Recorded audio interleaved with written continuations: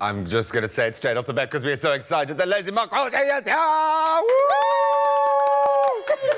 Abigail Donnelly is also here because we love the both of you.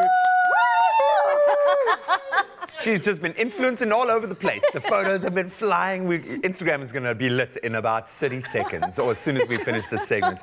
Ladies, so good to have you here. Makau, so good to see your beautiful face here. Abs, we love having you here, especially when you come bearing gifts like this.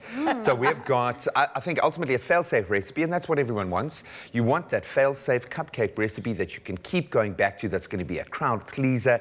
The fact that this is chocolate and peanut butter, and peanut butter is a massive kind of flavor profile hero of mine. I'm loving the sound of that. So ladies, we are very excited, and I have one burning question. Why the Lazy Makoti? What's that name about? Is that your first question? That's my first question. Get the t-shirt. I've been dying to know. What inspired the name? So this is how I actually got into cooking. Once upon a time, I was actually working in corporate, and a friend of mine really wanted to impress her in-laws. So she asked me if I could teach her how to make something. And she would always say, oh my gosh, they're going to call me the Lazy Makoti just because I can't cook. And yeah, that's sort of how I thought that was so funny and like witty, and I kept it. How many friends do you have that can't cook that eventually you decided to make this a career? At what point did you like, okay, I just need to make this full time and just do it? So after I give her the cooking lessons, she starts to tell one person who tells another, and that became what I did on weekends. So every weekend I was teaching someone how to cook. So I thought, maybe there's something here. And then fast forward, you find yourself on a campaign for one of the biggest retailers in the world. Great. Exactly. No pressure. No pressure. What is it about her that makes her such an attractive brand, do you think, an awesome personality to have on board? Yeah, I mean, we met quite a while ago in Maboneng in Joburg, and I just knew that connection, and I just wanted to really instill some of my knowledge. I mean, a big part of my job is to mentor. And I just felt that Makau, well, I know that now, especially working with her and the collaboration that we've got with Woolworths and Taste Magazine, is that it was a fabulous decision. It was the right decision because she's connected so quickly. She's learning the Woolworths brand and the lingo. She's doing her own styling, like on TV yesterday. And she's gorgeous. And she's amazing, and she's kind, and she's humble. And I'm not just saying that. It's just that it's very a rare thing sometimes in the food world. I know exactly what you're talking about. And it is it's a beautiful relationship to have. And we're going to pour all of that emotion and that love into these little guys. So what are we making this morning, and how did this recipe come about? So like you said, we are making the most delicious and easiest cupcakes you will ever make. I mean, this is so easy. So I'm going to have Abby help me. Sure. So I'm going to mix together the dry ingredients, and Abby will do all of the wet ingredients. Perfect. That's how easy it is. You just basically mix all of the wet together, all of the dry together, and I want to help your students here. The student becomes the teacher. So I'm basically combining all of my dry ingredients together. Abby's mixing all the wet, and the two are going to come together to make our chocolate cupcakes, and then we're going to ice them.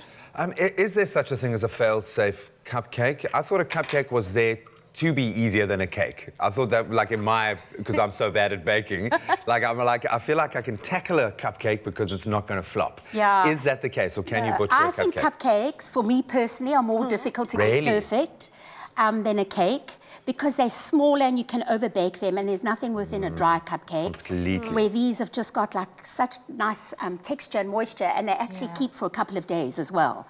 And also they have a lovely flatness to the top, and that's a secret, especially if you're going to ice a cupcake. You know, you don't want like that rise, Makau. You don't want, you just want so that you can have a flat surface to be creative. Like icing and everything just ends up. Have I done that right? Oh yes, there's the buttermilk. Just missing a little bit of buttermilk. Yeah, and now you could use amasi instead, hey? Yes, definitely. So if you can't find the buttermilk, amasi works just as well. Okay, what does that specifically do as an addition to the wet ingredients? The buttermilk. Buttermilk or the amasi. It just, you're putting baking powder in, hey? Yes. So it's an activation. So whether it's anything that's acidic, like a yogurt or sour cream or sour milk, even if you've got, it starts the chemistry. You see, you know. I'm learning, man. I'm gonna steal all of this knowledge, and I'm gonna pass it off with the next guest that I have, as if I know all of this. This is how I work. You're going to make them for your family this Sunday, bake day. Lazy. Okay. This is for your icing, I think. Yes, hey, you don't that is for my icing. You just tell me. anything and else? I see the one thing I was missing Is the cocoa. It's the cocoa powder, because it's Yes. not chocolate cupcakes without that. Without a little bit But of if you chocolate. didn't want to, and you wanted vanilla, like both my boys, one likes vanilla cake and one likes vanilla. So could you leave out the cocoa and just add a little bit more flour? You could, Great, yeah. definitely. Mikhail, with the collaboration that we're doing, I mean, you're into it a little bit now, Yes. and I hope it doesn't go away. But what if print and behind the scenes and on camera? What has been your kind of biggest thing that you've learned, maybe? I think it's been interesting to see how the puzzle comes together. I think from a consumer's, point of view, you see everything is perfect in a Woolworths. Yes. But to see the team that goes behind and actually makes everything perfect, and just how, attention to detail, it's just been incredible to witness. Yeah. Oh, that's amazing. I think that's always hit me, is how that everything is engineered. Yes. Yeah, nothing is just happening by chance. As much as we can cook freely and have fun, and you're allowed to be the person that you are and be that personality, we know that to get that veneer at the end, just like with the Taste magazine, all these things, everything is so well engineered. But also with respect, Graham, is that, we try and make it as real and easy as accessible, but yet have that Woolworths inspirational deal. Got to have a little gloss, man. It's got to have a little gloss. A bit of it, yes. Okay, so our wet ingredients have come together with the dry. With the dry. We thankfully didn't forget our chocolates, and now we are ready to...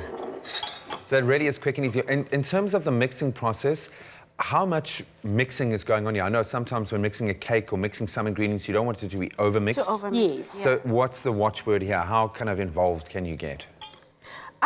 Basically, until everything is mixed together, then stop. Don't overdo it. Don't overdo it. You want that light and fluffy. You want it to kind of be aerated. Like with a muffin, you must never overmix. Okay. Because otherwise it's going to be too cupcakey.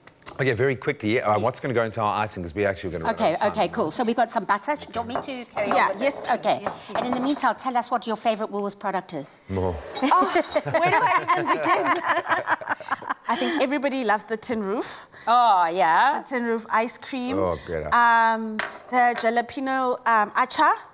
I love it. You know that I just channeled to you. I was just thinking jalapenos. I really... and the love achar it. is That amazing. achar is incredible. It really is. Okay, so what's going into our icing? Okay, so we put some butter, some icing sugar, and then peanut butter. So what I loved about this recipe of Michael's is that you use less butter. Okay. You're still going to get the peanut, but there's more, less butter, more flavour. Yeah. Okay, so you just mix that up. And that's what the milk is for. Yeah, just to loosen it a little bit. Obviously, we stressed for time here, but just a whisk is fine. You don't even have to have a beater. Okay. Because this is kind of all cream. Look at that.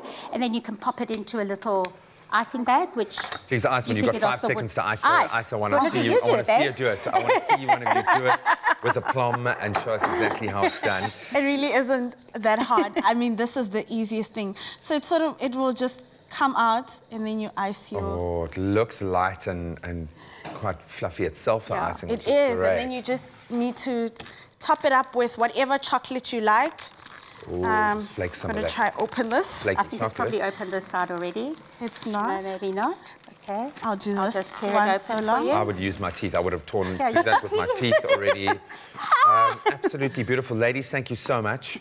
Mikhail, congratulations on everything that's going on in your life. I think we attract these things to us, and clearly you're doing everything you need to be impressing the right people. And watching this little love affair is also very sweet quite and cute, cool. eh? Yeah, it's very, very cute. So hopefully that's inspired you with this fail-safe recipe to whip up some beautiful chocolates and peanut butter cupcakes.